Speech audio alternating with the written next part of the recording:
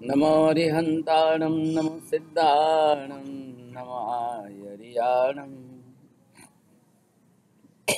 नमो वज्रायाणं नमो लोये सव्वसाहुणम् हे सुपञ्च नमोकारो सव्वपावपणासनं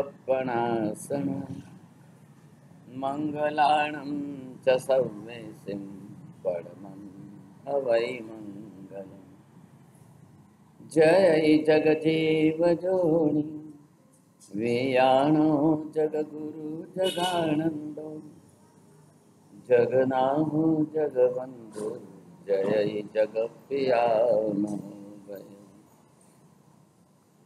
जय सुयाण बभु तीर्थयराणं पश्चिमो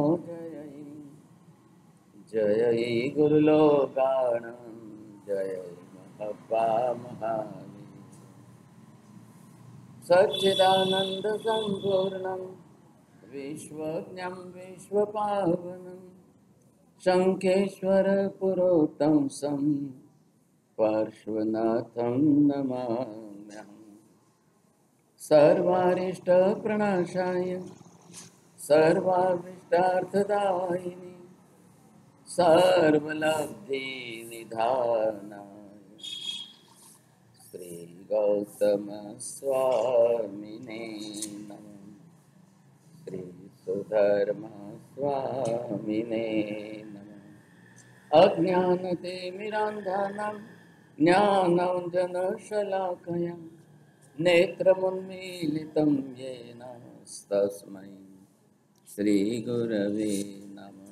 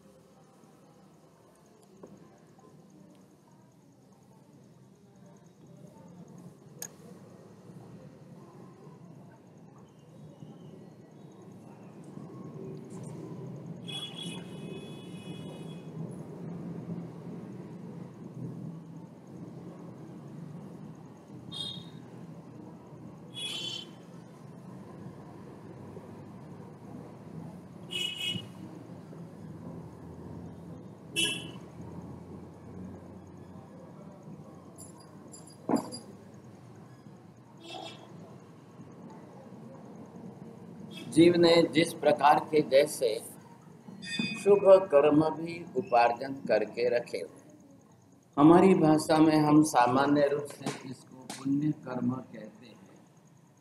अब ये पुण्य कर्म जितना आपने उपार्जन किया है, अब जो आपके स्टॉक में अंदर पड़ा हुआ है, अब ये अंदर के स्टॉक में जो भी है, जितनी कर्म प्रकृतियाँ, अब इनका भी अपना सबका टाइम समय सीमा तो है ही। ये है इसका आप देखेंगे अबाधा काल।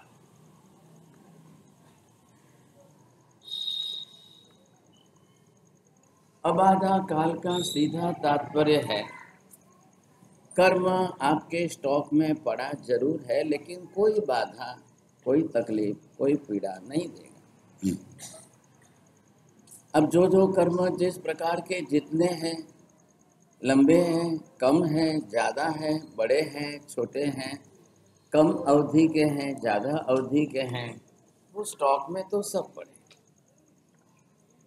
लेकिन अब ये इन कर्मों के अंदर आप देख रहे हैं, शुभ कर्म में सिर्फ कितने हैं? 3 कर्म हैं। नाम कर्म है, गोत्र कर्म है और शाखा वेदनी। अब इसके अंदर सिर्फ ये 3 कर्म जो आपके शुभ के पुण्य के खाते में है, आयुष्य चल रहा है। ये मैंने बताया है यहाँ पर आयुष्य के आधार पर। अब इसके अंदर जिस तरह से अन्य दूसरे कर्मों का निमित्त जहाँ चलेगा, कितना चलेगा और कौन से कर्म किस समय उदय में आएंगे, ये अबाधा काल पूरा होने के बाद अब इनको उदय में आना ही। हो सकता है कि ये कई बार आपको अबाधा काल पूरा होते यहाँ उदय में आए। अब यहाँ उदय में आए जब ये इसका उदय काल है, लेकिन उदय काल चालू भी है और यहाँ आपका आयुष्य समाप्त हो गया, ये यहाँ मृत्यु हो गई। अब फिर वापिस आगे नया जन्म बदल जाए। जन्म बदलेगा किससे? आयुष्य कर्म के कारण से। ये तो चल ही रहा है, शुभ कर्म आपके पास है। अब ये शुभ कर्म आपका जो चलने वाला है वो 10 लाख बरस का है और आयुष्य अभी आपके पास 100 बरस का ये आयुष्य। ये आपके पास अगले जन्म में 70 बरस का आयुष्य, फिर वापिस ये 130 बरस का आयुष्य और ये फिर वापिस 50 बरस का ही आयुष्य। ये फिर आपके पास 150 बरस का आयुष्य, ये आपके पास 60 बरस का आयुष्य है। आयुष्य पूरा होगा, भव बदल जाएगा। लेकिन दूसरे सभी पुण्य कर्म समाप्त तो नहीं हो रहे, वो आपके स्टॉक में बंधे हुए पड़े हैं। अब वो 10 लाख बरस तक चलने वाले। अब ये कितना हुआ? सब 400 300 400 बरस का आयुष्य। आज मनुष्य में है तो आपके पास 100 बरस का। अब कल आकर हाथी में चले गए, 70 बरस जिएंगे, फिर वहां से शायद और किस भाव में जाएंगे। तो ये तो आयुष्य तो बदलते ही जाए। आयुष्य मात्र एक बीच के अंदर एक दरवाजा है। यहाँ से आपको सामने उपाश्रय में जाना है, बीच में रास्ता तो इतना है ही। उपाश्रय में से यहाँ हॉल में आना है आपको, बीच का रास्ता जो है, अब बीच में आपके है कितना सब? आधी मिनट का भी रास्ता नहीं है। एक जन्म से दूसरे भव में जाने के लिए आपके पास 1 समय 2 समय 3 समय का भी रास्ता नहीं है। अंतर तो इतना ही है। जीवन तो वैसे भी चल रहा है। अब आपके पुण्य खाते में है तो उदय में आएगा, नहीं है तो नहीं आएगा। अब कहाँ आप देख रहे हो कि ब्लैंक चल रहा है ऐसा, तो जहाँ ये अगर इतना पोर्शन आपका ब्लैंक चल गया तो यहाँ पर आपका पुण्य खाते में नहीं है तो नहीं आएगा। फिर वापस आपका है तो यहाँ उदय में आएगा। फिर वापस थोड़ा काम आपको ये ब्लैंक चल गया तो इस प्रकार में नहीं आएगा उदय में। नहीं है तो क्या करेंगे? है तो अवश्य आएगा, बरोबर आता रहेगा। अब कर्म आपका बदल गया, आप मनुष्य में से कुत्ते बन गए। चलो तो कुत्ते बन गए तो करोड़पति के घर में रखा है, कुत्ते के लिए अच्छा पलंग दिया है, कुत्ते का नौकर दिया है। अब वो ला के खिला रहा है, पिला रहा है, नहला रहा है, धुला रहा है, सब कुछ कर रहा है ऐसा। कई पुरुषों के लिए, मनुष्यों के लिए कोई सेवा करने वाला नहीं है और कई घरों में कुत्तों की सेवा करने वाले। अमेरिका के अंदर जाकर एक प्रश्न पूछो, how much amount is deposit for your पेट? कुत्ते बिल्ली के नाम पर किस लोगों ने कितनी रकम जो है वो बैंकों में जमा करके रखी है। अपने अपने जो भी पालतू हैं, जिनको भी जो पालते हैं साथ, अब वहां पर उन्होंने अपने हिसाब से अपने पालतू प्राणी के लिए रखे और घर में कोई बेटा बेटी है नहीं। तकलीफ ये है, पुण्य आपके पास प्रबल है, आयुष्य प्रबल नहीं है। पुण्य आपके पास भुगतने के लिए लाखों बरस का है, आयुष्य कम है, छोटा आयुष्य है, अब क्या करेंगे आप? संपत्ति तो सब छोड़ के जानी पड़ेगी। अच्छे अच्छे बड़े बड़े बंगलों वाले चले गए, करोड़ों के बंगलों वाले चले गए। हम यहाँ पर जू में थे तो 10 करोड़ के बंगले, 5 करोड़ के बंगले हैं और 4 करोड़ की गाड़ियां हैं, और सेठ चले गए सर। क्या होगा? अब पीछे वाले जो है उनको ही खाना है, मजा करना है सर। कब किसका पुण्य कहाँ समाप्त होता है और कब किसका पुण्य कहाँ शुरू होता है। लेकिन आप मात्र पुण्य पर ही मत चलिए, ये भी तो दूसरा विभाग है। अब ये कौन सा है? पाप कर्म का विभाग है। अब जीवों ने जिस प्रकार के पाप कर्म किए, ये पाप कर्म आपके साथ में चल रहे हैं। यहाँ पर 50 लाख वर्षों के पाप कर्म चल रहे हैं। इनको भी अपने टाइम पर उदय में आना है। ये इनका आबादा काल पूरा हो गया। 50 लाख बरस का आबादा काल है कितना साहब? 500 बरस का आबादा काल होगा, कम ज्यादा समझ लीजिए। लेकिन यहाँ आते आते अब इसका उदय शुरू होने लग गया। अब जहाँ पर जिस कर्म की प्रकृति, क्योंकि इसने भी अपने अंदर जो है पाप कर्म की भी प्रकृतियां बहुत रखी। अब ये कर्म की प्रकृतियां जितनी अंदर भरी पड़ी है, आज नहीं तो कल उदय में तो आना ही। ये भाव आपका यहाँ पर मनुष्य का है, ये आपका पशु का भाव है, फिर आपका मनुष्य का भाव है। अब देव गति में जाएगा तो वर्षों का आयुष्य, वहां पर तो सागरोपमों का है। नरक में जाएगा तो सागरोपमों का है। अब नरक में भी जाएगा तो अपना कर्म तो साथ में लेकर ही जाए। जीव किसी भी गति में जाए, जो कर्म बांधे हैं, जैसे कर्म बांधे हैं, वो साथ में ही चल रहे हैं, साथ में ही है। आप आत्मा को जाना है, शरीर को थोड़ी जाना है। शरीर तो यहीं पर है, शरीर पड़ा है तो पड़ा है सब। आत्मा को जाना है तो कर्म तो आत्मा के साथ लगे हुए हैं, तो साथ ही जाएंगे। आपको ये देखना है आपके शुभ कर्म कितने, अशुभ कर्म कितने हैं। परसेंटेज वाइज सबके हिसाब में अलग अलग खाते में हैं। ये अगर आपके 60-70% है, पुण्य आपका 20-30% है। क्यों भाई, क्यों कम है? तो कब आपने पुण्य उपार्जन किया? आपने कितना पुण्य उपार्जन किया है? उपार्जन करोगे वो खाते में आए। बैंक सामने है, ले जा करके डिपॉजिट करोगे तो आपके खाते में बैंक वाला लिखेगा, हाँ साहब आज इस तारीख को इन्होंने 1 लाख भरे, आज इस तारीख को इन्होंने 10,000 भरे, आज इस तारीख को इन्होंने 50,000। तो ठीक है, जो भी होगा वो आपके खाते में डिपॉजिट होता रहेगा। ये पुण्य का खाता है। इसमें सिर्फ नाम गोत्र वेदनी आयुष्य का 4 ही विभाग है। इसके 8 कर्म है। अशुभ कर्म के घर में इसके 8 ही कर्म है। ये बांधे हैं ज्यादा तो ये ज्यादा रहेंगे कर्म प्रकृतियां, ये कम बांधी है तो कम रहेगी खाते में। अब ये बीच की लाइन चल रही है आयुष्य की लाइन। आयुष्य लिमिटेड, 8 कर्मों में सबसे छोटा कर्म आयुष्य, तो जल्दी जल्दी पूरा होगा। आपके पास बड़े बड़े आयुष्य का कर्म बांधा हुआ है तो टाइम लंबा लगेगा। अब भी हमने पर्यूषण के अंदर महावीर स्वामी के 27 भव सुने। अब आप एक एक भव के सबके आयुष्य निकाल करके गणित करो,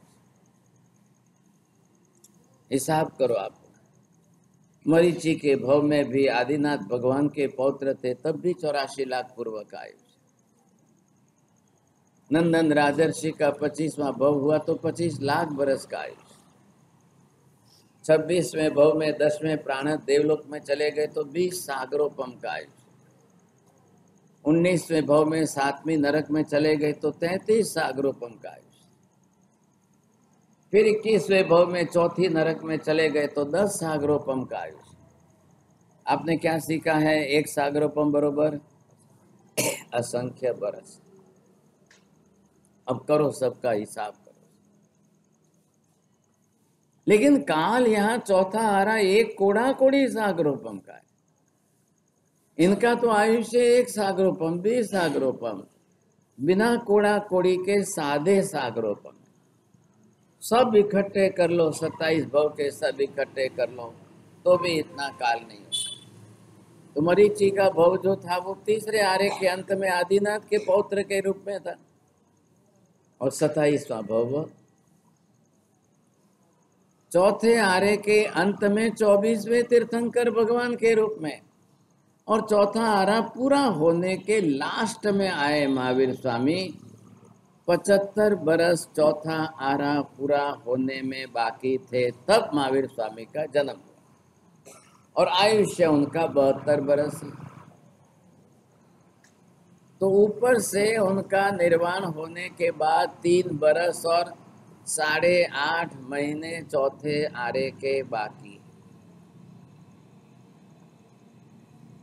तो मतलब कितना गया बीच में? एक कोड़ा कोड़ी सागरोपम का काल गया। इतने एक कोड़ा कोड़ी सागरोपम के काल में इनके 24 भव हुए। तीसरे मरीचि के भव से गिनती करिए, 24 भव। अब इतना लंबा काल चला है, सबका है, हमारा भी यही है। हम भी महावीर स्वामी के टाइम में थे। कहाँ थे? कहीं ना कहीं तो थे। महावीर स्वामी 72 बरस के आयुष्य काल में यहाँ तीर्थंकर बने, तब हम कहाँ थे? अब हो सकता है देवलोक में होंगे, अमेरिका में होंगे, और दुनिया में किसी या तिर्यंश गति में होंगे, या देव गति में होंगे। तो उनके साथ मेल हुआ कि नहीं हुआ? अब आप देवलोक में हो तो वहां तो आपका लंबा आयुष्य इतना है कि इतने में तो यहाँ 5-10 तीर्थंकर हो जाए। अब नेमिनाथ भगवान की 1000 बरस का ही आयुष्य, नमीनाथ भगवान का 10,000 बरस का ही आयुष्य। इधर हम 1000 में गिनती कर रहे हैं, और उधर उनका देवलोक के अंदर सागरोपम का आयुष्य। अब यहाँ इतने भगवान हो जाए, वहां तक तो आप देवलोक में खाली नाटक देखते रहो, बस आराम से मजा करो। और यहाँ एक के बाद एक भगवान होते ही जाए, होते ही जाए, होते ही जाए। तो कौन सा तालमेल बैठेगा ही नहीं सर। ऐसा योगानुयोग पुण्य आपका इकट्ठा हो कि इधर तीर्थंकर भगवान हो भी, और उधर आप भी जन्म लो, और साथ साथ में सामने सामने भगवान के समोसर में आप भी देखना सुनने आओ, तो आपका पुण्य है। अब ऐसा तो बहुत कम होता है। लेकिन कोई भगवान आते हैं तब दुनिया में कोई जनसंख्या नहीं होती है, ऐसा थोड़ी है। महावीर स्वामी के समय भी लाखों करोड़ों की जनसंख्या थी। उनके पहले सिर्फ 250 बरस का ही तो अंतर है पार्श्वनाथ का। लाखों करोड़ों की जनसंख्या थी, लेकिन सबका पुण्य इतना प्रबल नहीं था। अब महावीर स्वामी पार्श्वनाथ भगवान हुए कितने, क्षेत्र का एरिया कितना है? इधर महावीर स्वामी वैशाली में हुए, और खास मात्र जो है पूर्व से पश्चिम के बेल्ट में राजस्थान तक आए, वापस बिहार करके चले गए। आज जिसको आप बंबई शहर बोल रहे हो, उतनी बड़ी नगरी उस जमाने में राजगृही नगरी, जहां महावीर स्वामी के 14 चौमासे हुए। टोटल चौमासे कितने महावीर स्वामी के? 42 चौमासे। अब महावीर स्वामी के 30 बरस तो खाली केवली पर्याय, और उसके पहले दीक्षा ली वो भी तो 12 बरस है कि नहीं? 42 चौमासे के अंदर 14 चौमासे राजगृह। अब बाकी के जिन अलग अलग क्षेत्रों में जहां जो हुए, जिस तरह से जैसे, अब पूरी दुनिया तो नहीं आ गई इतने क्षेत्र में। महावीर स्वामी इधर एमपी में भी नहीं आए, महाराष्ट्र में भी नहीं आए, एक भी तीर्थंकर नहीं आए। 2424 तीर्थंकरों का विहार क्षेत्र बेल्ट जो है वो ईस्ट टू वेस्ट है। आप अयोध्या भी देख लो, अयोध्या भी कहाँ पर है? नॉर्थ में ही है, उत्तर में है, तो वहां से कोई नीचे तो आ ही नहीं। 19 कल्याणक अयोध्या की भूमि पर, वासुपूज्य स्वामी के 5 कल्याणक चंपापुरी। अब जो जिस तरह से हुए भगवान, अब हम भी जन्मे थे उस समय, हम नहीं होंगे क्या? अब हम कहाँ थे, किस क्षेत्र में थे, किस कहाँ? और हम थे तो मिथ्यात्वी ऐसे थे कि उस समय भी हम बोलते थे भगवान भगवान हूँ कहीं मानतो નથી, દુનિયામાં ભગવાન ભગવાન કઈ છે नहीं, हूँ कहीं मानतो नहीं, आपने तो खाओ पीऊ लहर करवी बीजी माथाकूट नहीं समझे। अब ये वृत्ति उस समय भी महावीर स्वामी के समय में थी, और जिनकी थी जैसी थी तो वो तो भगवान सामने देखते हुए भी सामने से विरुद्ध जाते। भाई गौशाला भी महावीर स्वामी के टाइम में तो हुआ है, और गौशाले का और महावीर स्वामी का पिछले 26 जन्मों में कोई संबंध ही नहीं है, कोई राग द्वेष नहीं है, कोई कसाय नहीं है, कोई गांठ बांधी हुई नहीं है, कोई कर्म नहीं बांधता। आज गौशाला भी महावीर स्वामी के सामने जन्मा है। पाप कर्म का उदय है तो गायों की शाला जो गौशाला होती है वहां पर चराने में जन्मा है। इसलिए मंखली पुत्र गौशाला के नाम से। अब उसकी दुर्बुद्धि सूझी, मिथ्या परिणति भारी थी, दुर्बुद्धि बहुत ज्यादा खराब थी।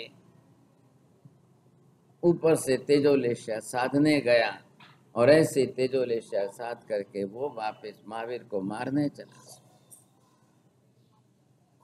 क्या भला हुआ उसका? क्षेत्र और काल तो मात्र एक निमित्त है। आप कब किस क्षेत्र में जन्मेंगे या कब आप किस काल में जन्मेंगे, ये तो सामान्य काल क्षेत्र का नियम। लेकिन आपका प्रबल पुरुषार्थ रहेगा कि नहीं रहेगा, आप प्रबल पुरुषार्थ करेंगे कि नहीं करेंगे, योग संयोग महावीर के साथ आपका तालमेल बैठेगा कि नहीं बैठेगा, क्या होगा कैसा? जो भी भगवान, जो भी तीर्थंकर, इधर पार्श्वनाथ भगवान जो है वाराणसी में हुए, नेमिनाथ भगवान शौर्यपुरी नगरी में हुए, आगरा के बाजू में, तो बैठ तो वही आ गए सब। एक भी भगवान राजस्थान में नहीं जन्मे, एक भी भगवान गुजरात में नहीं जन्मे, एक भी भगवान महाराष्ट्र का, कोई मध्य प्रदेश का, अन्य क्षेत्रों का तो सवाल ही नहीं आ रहे।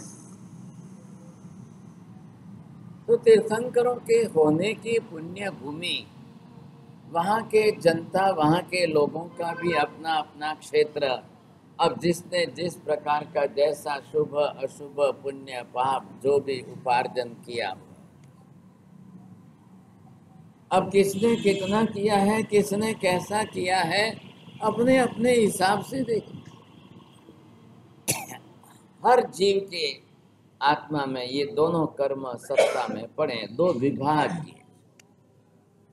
इसमें यहाँ पर आप देखेंगे ये 8वां ही कर्म है, इसमें अभी सिर्फ आपके पास ये 4 कर्म है। इधर आप 4 के अंदर से ये आयुष्य की धारा चल रही है, यहाँ पर ये आयुष्य का संबंध है इसके साथ, और ये बाकी के आपके 4 और ये 8 इसमें सब आ गए। अब किसकी कौन सी कर्म प्रकृति अंदर कितनी पड़ी? आज समझो ये मनुष्य भाव में आपका पुण्य उदय में नहीं आवे, और आगे जाकर के पशु भाव में ये पुण्य उदय में, इधर से ये पाप कर्म कब उदय में आ रहा है, किसके घर में पाप कर्म का उदय आ रहा है? कई घरों में जाओ तो कुत्ता आवे तो लोग डंडा मार के निकाल देते हैं, कोई भिखारी मांगने आवे तो गाली देकर निकाल देते हैं, एक दाना देने को तैयार नहीं है साहब। कई लोग आज भी है सोसाइटियों में तो ऊपर से रोटी फेंक देंगे, लेकिन एक भिखारी को रोटी नहीं देंगे। फेंकने से पुण्य उपार्जन नहीं होता है। दान बुद्धि से, दया भाव से किसी गरीब को खाने के लिए देंगे, और आपकी रोटी किसी के पेट में गई तो पुण्य होता है। आपके भाव पुण्य बनते हैं कि नहीं बनते हैं? आपके भाव परिणाम वैसे बने तो लाभ है। अब फेंकने वाले के विचार कैसे बनेंगे? अन्न का अपमान कर रहे हो, अंतराय कर्म बंधेगा, कल खाने को नहीं मिलेगा। जब ये हालत होगी तब क्या करेंगे? लेकिन समझ ही नहीं है, ऐसा बिल्कुल ही समझ नहीं है, कुछ भी उनको उपयोग नहीं है, ना तो दान समझते ना कुछ समझते। अब समझ ही नहीं तो क्या रास्ता है? खुद को जब वैसे समझ ही नहीं है तो करेंगे तो क्या करेंगे? जीवों की अपनी अपनी परिणति जिस प्रकार की है, यहाँ हम जिनकी बात कर रहे हैं, अभग्न सेन चोर की, पिता की मृत्यु के बाद चोरी का व्यवसाय इतना व्याप बढ़ा दिया, इतना प्रमाण बढ़ा दिया, और रात दिन उसी में है। इनके लिए उल्टा दिन चलता है, ये दिन में सोते रहते हैं और रात को कहीं जाकर चोरी करके लाए, और जैसे उठते हैं तो फिर अपना खा पी कर बैठो, प्लानिंग करो आज किधर जाना है, कितने लोग किस तरफ जाएंगे, कितने लोग कहाँ जाएंगे, कितने लोग क्या करेंगे, सब बस रात दिन। एक पाप की जिसको आदत पड़ जाती है फिर उसका रात दिन उसी में चलता है।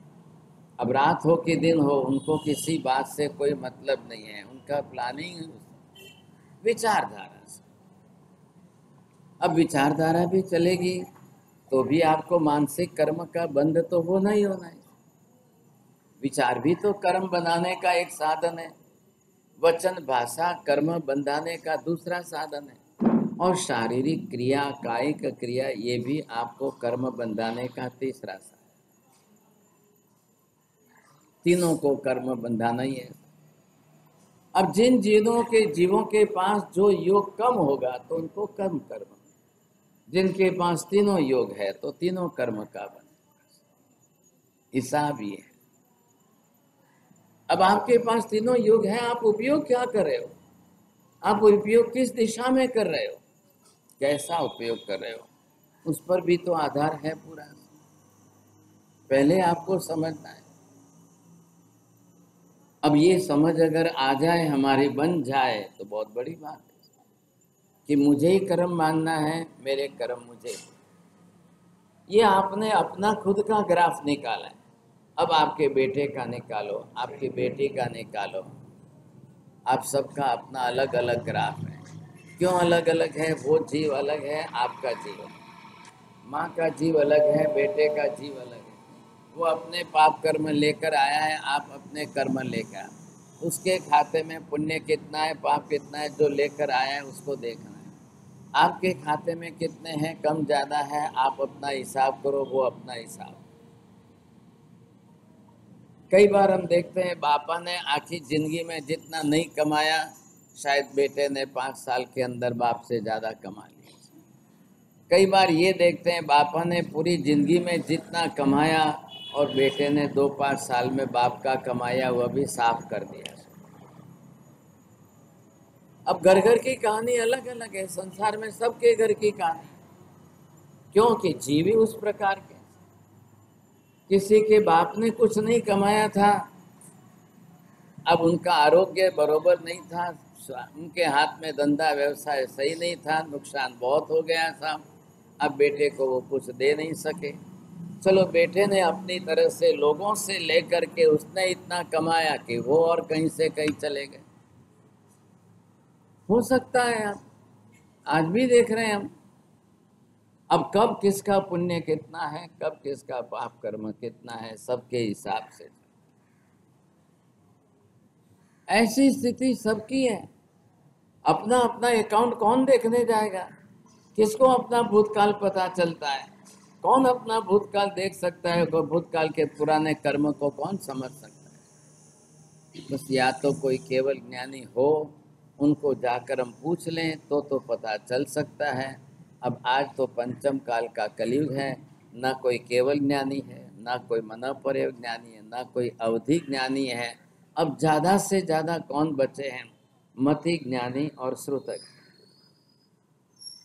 मति ज्ञान मेमोरी का ज्ञान है और श्रुतक ज्ञान बुद्धि का ज्ञान है।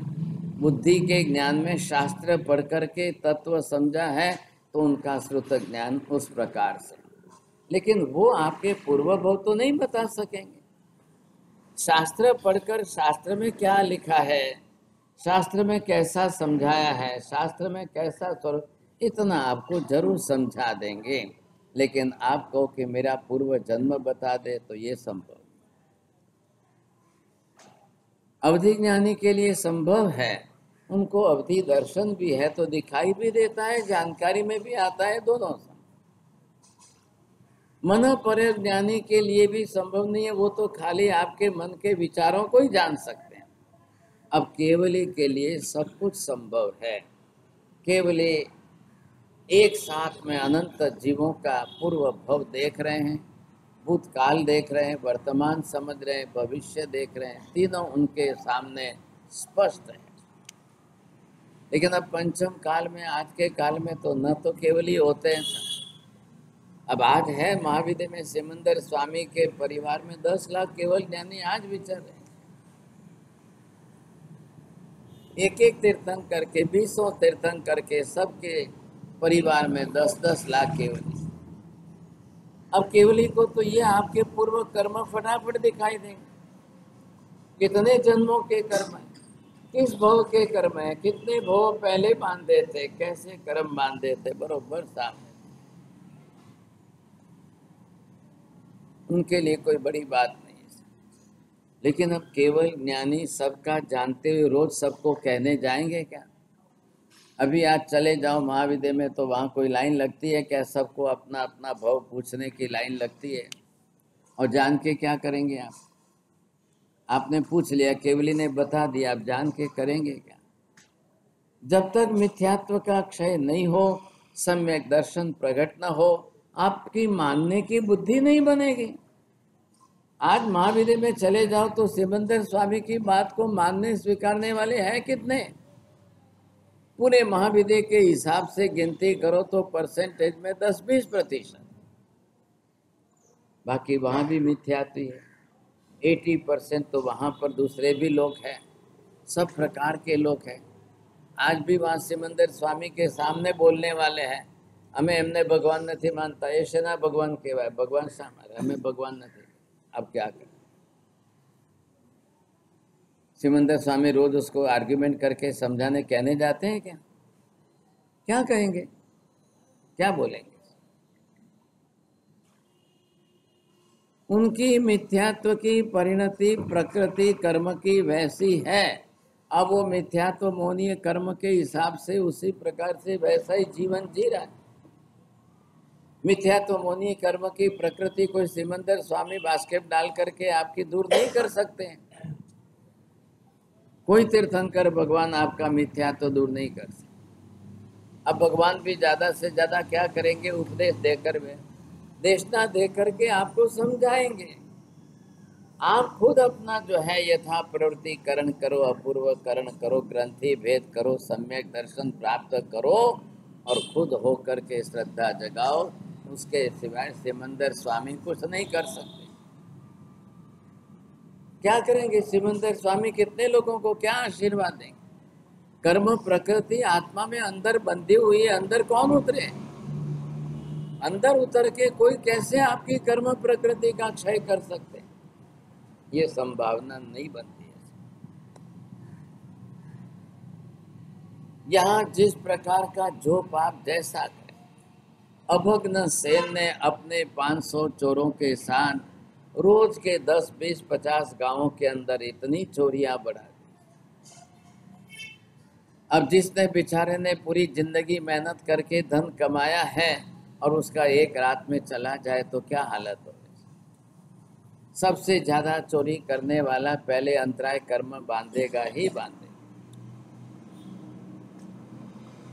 जिसने सामने वाले ने मेहनत करके कमाया है, गरीब आदमी ने तो मजदूरी की, अब उसने कमाया तो है, कमाया है तो वो अपना सुरक्षित रखेगा कि नहीं रखेगा? आप एक रात में जाकर चाकू दिखाओ, छुरी दिखाओ, बंदूक पिस्तौल तलवार दिखाओ, फटाक से सब लूट लो। अब जान बचाने की चिंता में बेचारे जो है वो निकाल के दे दे। अब कल खाने को मिलेगा कि नहीं मिलेगा ये भी चिंता है। इनको कुछ नहीं देखना है, तमे मरो के जीवो, अमारे कई मतलब नहीं, जे छे पहला हमने आपी। सबका जीवन तो सुख पर आश्रित है और धन संपत्ति पैसा तो आज जीवन की जीवादोरी बन गई है, जीवन का आधार बन गया है। अब बिना इसके तो जीवन चलेगा नहीं। प्राचीन काल में धन को इतना महत्व नहीं था। उस जमाने के अंदर बाटर सिस्टम चलती थी। तमे अनाज आपीने कपड़ा ले जाओ, पहला कपड़ा आपीने अनाज ले जाओ, जो एक्सचेंजेबल चीज थी। ज्यादा से ज्यादा लोग एक्सचेंज करते थे। कोई भी गरीब आते थे वो अनाज लेके आते थे, सेठ ये आपके घर अनाज ले लो, आपके पास तेल है तो तेल दे दो, आपके पास घी है तो घी दे दो, कपड़े हैं तो कपड़े दे दो, ये उसके सामने आप ये ले लो। और जब से ये मुगल काल के अंदर पैसा छपाई हुआ, पहले चमड़े के सिक्के बने थे, आपको मालूम हो। अब उसके बाद आते आते धातु के बनने लगे, फिर चांदी के बनने लगे, फिर सोने के भी बनने लगे। सोने का पैसा इतना चलन में व्यवहार में तो नहीं रहा, लेकिन लोग उसको संग्रह करके अंदर सोने के सिक्के रखते थे। अब आज तो आते आते कागज के नोट है। अब कल तो सरकार प्लास्टिक के नोट लाने की सोच रही है, वो भी विचार कर। अभी इधर ब्रिटेन में और इधर तो ये बिटकॉइन का और क्या क्या चल रहा है, समझेगी। अब ये सब जब बदलता है, काल बदलता है, उसके सामने सब बदलते हैं। मोदी ने आकर के डिमोनेटाइजेशन किया तो घरों में पड़े आपके नोट कागज बन गए, ऐसे ही पड़े रह गए। क्या करेंगे लोग? करें तो क्या करें? ऐसी स्थिति में अभग्न सेन 500 चोरों के साथ जाकर के रोज के 10, 20, 50 गांव जो है खाली करा। अब 500 जने एक साथ में जाएंगे तो क्या होगा? 50-50 जने भी चले जाए, 100-100 जने भी चले जाए, एक गांव होता कितना ऐसा? एक गांव जो है छोटा गांव तो होता ही कितना है। और इतने लोग एक साथ में जाकर के जब गांव के ऊपर धाड़ पड़े साहब, अब जो श्रीमंत सुखी बड़े बड़े लोग हैं उनको पहले लूटो, रोज का व्यवसाय ही बन गया। अब आप उसके उम्र का थोड़ा सा हिसाब भी करना। जन्म लिया है, बड़ा हुआ है, शादी किस उम्र में, उस जमाने की बात है, आज की उम्र की बात मत करो। उस जमाने में शादी कितनी जल्दी हो जाती थी। पिता की मृत्यु हो गई और ये भाई साहब चोरी करने में मस्त है। लास्ट फिगर कह पहले ही कह देता हूं, 33 बरस की आयुष्य में तो मृत्यु है और 8 के साथ शादी हुई है। अब कितने लोगों का संसार बिगड़ेगा, सोच लो। अभी यहाँ लिखा तो नहीं है कि उसके बेटे बेटी क्या थे, कितने थे, क्या थे, कुछ नहीं। अब ऐसी स्थिति के अंदर नगरवासी लोग इकट्ठे होकर के राजा के सामने रोज आकर के खड़े रहे। एक साथ में 50 गांव के 500 लोग आकर राज दरबार के सामने खड़े रह जाए। राजा, हमारे तो सिर्फ पहनने के कपड़े बचे, बाकी घर में कुछ नहीं है, या तो हम आपके सामने बैठते हैं, खाने को दो, नहीं तो कोई रास्ता नहीं। अब चोरी किनके घर होती है? और सीधा रिएक्शन राजा के सामने आ रहा है। अब रोज सुबह उठते ही 500 जने सामने आकर फरियाद लेकर के आ जाए, राजन कुछ करो, हमारा सब कुछ लूट गया है, अब कुछ नहीं बचा। तो रोज ये कंप्लेन आ रही है कि बाद इतने एक साथ में इतने चोर आ गए, इतने चोर एक साथ में आ गए, इतने चोरों ने एक साथ में लूट लिया सब। आखिर क्या बात क्या है? ये कब तक चलेगा? 2-5 दिन भी चले तो इधर रोज के 500 आदमी 5 दिन के 2500 लोग राज दरबार के सामने इकट्ठे हो जाए, क्या हालत हो गई? 1 महीना चले तो कितने लोग हो गए? 15,000 लोग 1 महीने तक बैठे रहेंगे, राजा खिला सकेगा रोज को? 2-4 महीने हो जाए, बख्शाली राजा ने आखिर अपनी तरफ से दंड नायक उनके वहां पर व्यवस्था है, सेनापति है, सारी सेना को इस काम में जोड़ करके कह दिया, जो हो उसको पकड़ो, जिस तरह से भी पकड़ सकते हो पकड़ो। अब अदत्ता दान की चोरी का पाप करने वाला हथियार धार में लेके जाए तो प्राणातिपात जीव हिंसा किए बिना रह सकता है क्या? आपके पास हथियार ही आपकी जीव हिंसा का निमित्त है। और आज दुनिया के अंदर करोड़ों लोगों के घर घर में हथियार है। अफगानिस्तान में तो घर घर में बंदूक और गोलियां ही बनती है सर। अमेरिका में चले जाओ तो वहां पर भी फुल लाइसेंस खुला है सर। आप रास्ते पर शाक भाजी की तरह से खरीद सकते हो। 9 बरस का लड़का स्कूल के अंदर पिस्तौल लेके जाके टीचर को शूट कर सकता है, या अपने मित्र विद्यार्थियों के साथ जिसके साथ जुनी अदावत हो या वैमनस्य हो तो उसको शूट करता है। क्लास के अंदर गोली चलती है। आज हिंदुस्तान में कम से कम इतना तो नहीं है। वहां की धरती पर तो ये हालत है। तमें बाप દીકરા ને કહી ન શકે, બાપ દીકરાને હાથ પણ ન અડાડી શકે, થપ્પડ મારી ન શકે ને દીકરો ફોન करे तो पुलिस आવીને બાપાને પકડીને લઈ જાય। अब ये तो हालत हो गई है सर। हमारे यहाँ तो जो है माँ बाप की जो है 25 थप्पड़े खा करके बड़े होते। टीचरनी लाकड़ीઓ ખાઈને જે છે વિદ્યાર્થી મોટા થતા હતા અને તોય એમ કહેતા કે નહીં ચોટી વાગે છમ છમ ને વિદ્યા આવે।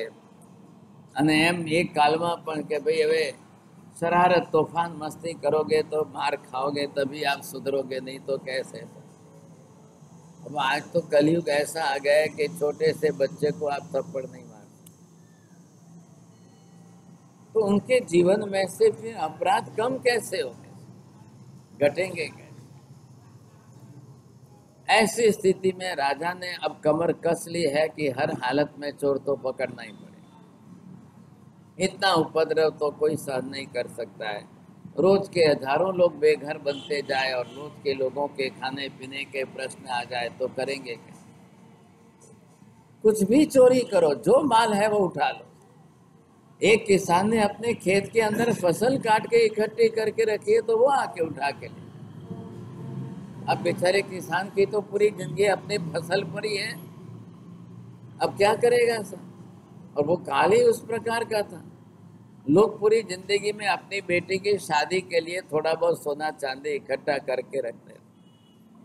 आज भी चले जाओ तो देश में, बिहार में भी, यूपी में भी, गरीबों के लिए भी वहां पर भी सोने चांदी का रिवाज है।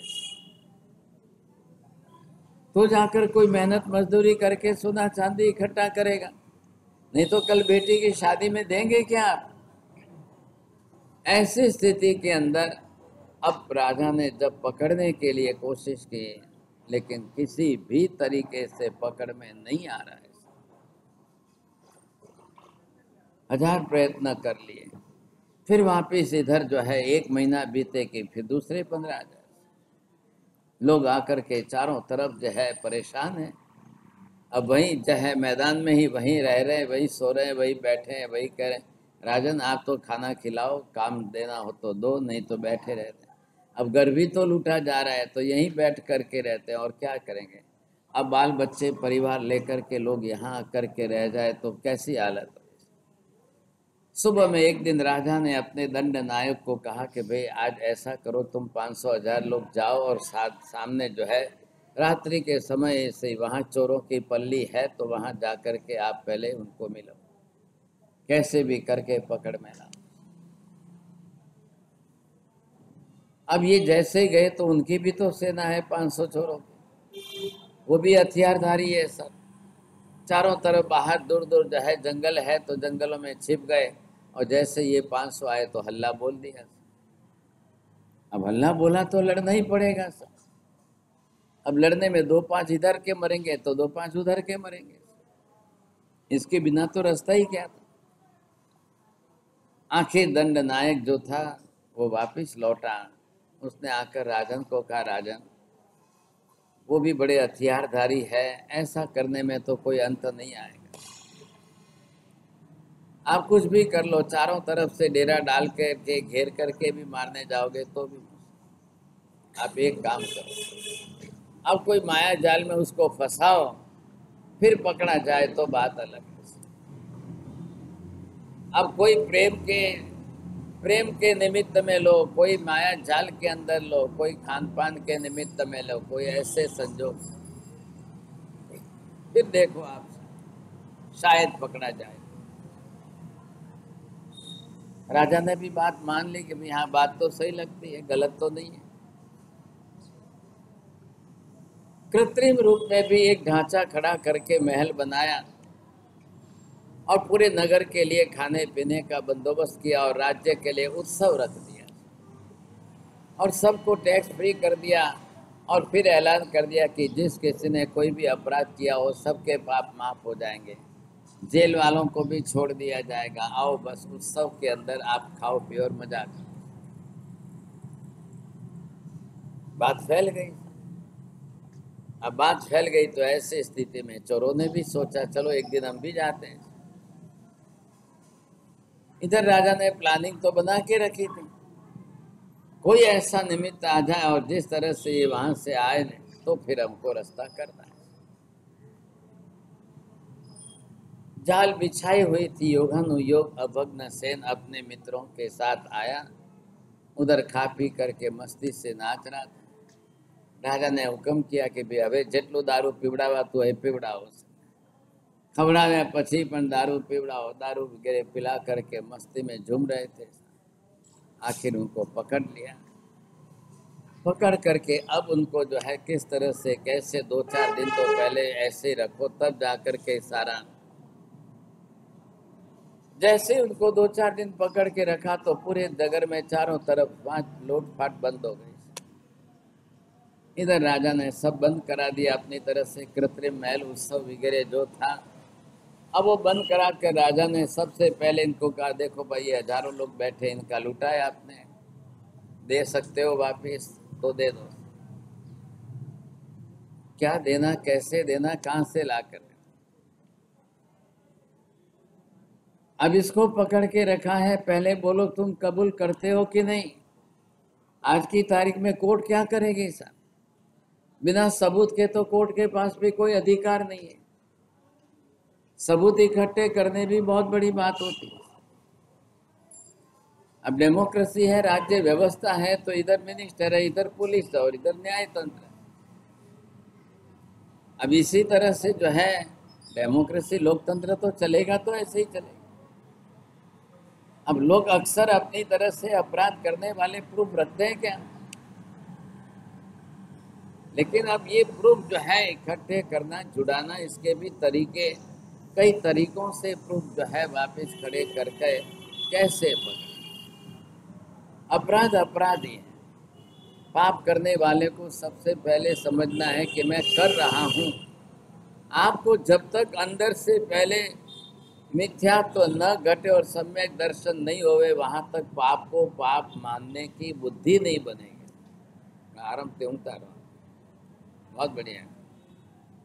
अब ऐसी स्थिति के अंदर पाप को पाप मानने के, समझने की बुद्धि बननी चाहिए। ये कौन करे, कोई बाहर से तो आके कोई करने वाला नहीं, कोई आएगा। अब किसकी बुद्धि कैसे बनेगी, कौन पाप को पाप मानेगा, चोरी को पाप कौन मानेगा। आखिर जिंदगी मेहनत करके कमाने जाओ, इसने मैं तो एक दिन में लूटपाट करके एक दिन में कलकपति बन जाऊं। पाप का रास्ता बहुत आसान रास्ता होता है, बहुत सरल रास्ता होता है, और ऐसे सीधे सरल रास्ते से कोई भी स्वीकारने के लिए तैयार है। अब करो तो क्या, कोई दूसरा विकल्प ही नहीं है। ऐसी स्थिति के अंदर अब ये कर्म का प्रमाण बढ़ता जाएगा कि घटता जाएगा। पाप करते जाओगे, अशुभ कर्म की प्रकृति प्रमाण में अंदर बढ़ती जाएगी। आप फिर पुण्य करोगे तो अंदर पुण्य भी बढ़ेगा, पाप करोगे तो पाप बढ़ेगा। जैसा कर्म जो जीव अपने आप में जिस प्रकार का जैसा करेगा उस हिसाब से करने की परिणति अपनी अपनी सबकी। अब पहले अंदर से दृष्टि बुद्धि नहीं बदलेगी, वहां तक तो कोई रास्ता नहीं होगा, कोई विकल्प नहीं है।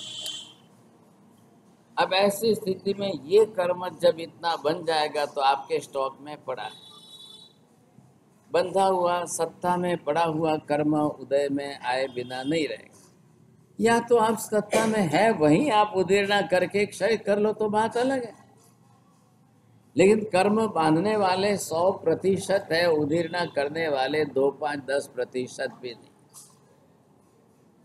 लक्ष्य बांध करके अब पर्यूषण आदि के निमित्त आए और आप थोड़ा सा भी तप करके कैसे कर्म का क्षय करना ये लक्ष्य बांध के करो तो बात अलग है, लेकिन करने वाले बहुत कौन है? करने वाले भी कौन है? तो पड़ा है, फिर नया बांधते हो, नया इकट्ठा होता है, फिर नया बांधते हो, नया इकट्ठा होता जाता है। अब जितने प्रमाण में जो जैसे इकट्ठा होता जाएगा, अब लोग करते हैं, करते जाएंगे, कर रहे हैं तो बढ़ता जाएगा। अब ये कोई रुकने वाला नहीं, इसमें तो दो राय नहीं है, कोई रुकने वाला नहीं। अब इससे बचना कैसे? इसलिए धर्म चाहिए। और धर्म कैसा चाहिए? पहले ही आप पाप का प्रमाण घटाओ, पाप कम करना शुरू करो। पाप घटाते घटाते पाप कम करते जाओगे, तभी आपकी आत्मा अंदर से कुछ न कुछ प्रमाण में सुधरती जाए। पहली धर्म की शुरुआत ही यहाँ से। हमने ये मान लिया कि दर्शन पूजा किया मतलब भयो भयो घणું થઈ ગયું साहब, बहु बहु करेलू तो घणું થઈ गયું। नहीं, ऐसा नहीं होना। दर्शन पूजा ये धर्म नहीं है ऐसा, ये तो भगवान का उपकार है, तो भगवान के उपकार की स्मृति है। आप तो किस पाप का प्रमाण कितने घटाओगे उतनी प्रतिज्ञा, वो आपका धर्म है।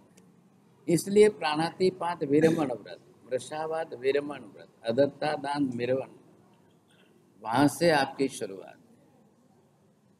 पहले जीवन में यहां से लाओ कि मैं कौन सा पाप कितना घटा सकता हूं, कम करते करते कितना कम कर सकता हूं। अब ये जीवन का उद्देश्य बन जाए तो काम। अब ये उद्देश्य नहीं बने तो कितनी बड़ी तकलीफ। बाहर का दूसरा सब धर्म करने को तैयार है, ये नहीं। आप यहां से आपको समझना है कैसे करेंगे। अभग्न सेन चोर को पकड़ने के बाद अब उसके पास कबूल कराने के लिए जाओ तो अब झूठ बोलने सिवाय उसके पास रास्ता है क्या? अब लोगों की समझ में आ गया कि झूठ इसलिए बोलना है कि हम बच जाएं। अब उनको ये मालूम नहीं है कि एक पाप के ऊपर दूसरा पाप करके और बढ़ा रहे हो, आज नहीं तो कल पकड़े। लेकिन हर व्यक्ति के पास एक ही समझ है, जल्दी से झूठ बोल दो जल्दी बच जाओगे, जल्दी से झूठ बोलो जल्दी छूट जाओगे। एक छोटे से बच्चे के पास भी ये समझ आ गई। बच्चा कहाँ से सीख के आया, ये कहाँ से समझ के आया? लेकिन अब उससे भी धीरे धीरे आदत बनती गई।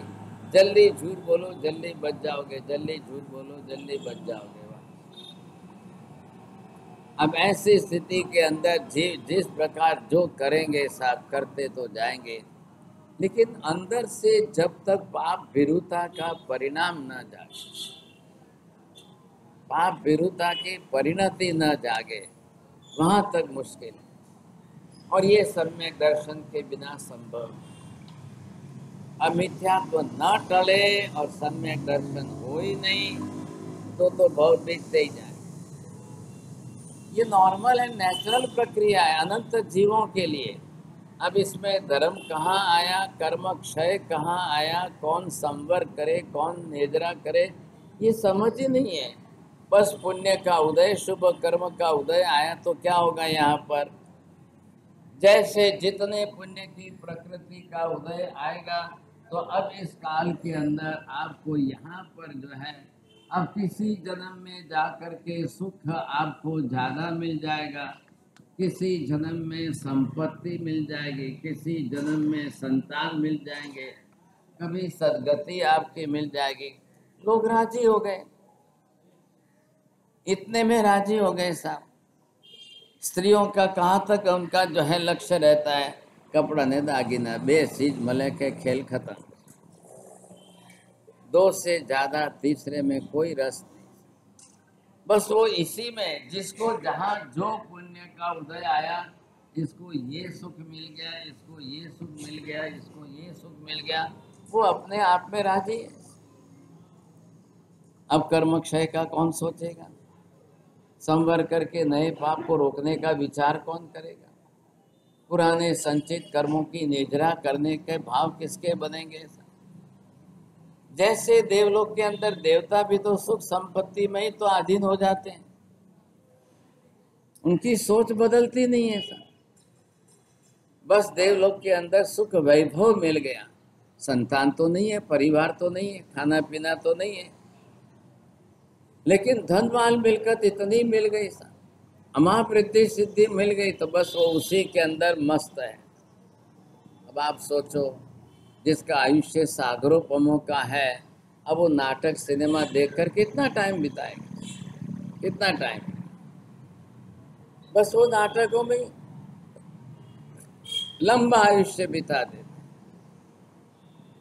और जब आयुष्य समाप्त होने आता है, अब देवलोक से नीचे गिर करके जब यहाँ धरती पर आना होता है, तब उनको चिंता होती है कि अब मैंने क्या किया। अवधि ज्ञान पास में होते हुए भी समझ नहीं है तो विचार नहीं कर पाते। इधर पाप कर्म का उदय है। अब ये पाप कर्म ज्यादा से ज्यादा आपके जीवन में करेगा, ये आपके जीवन में दुख देगा।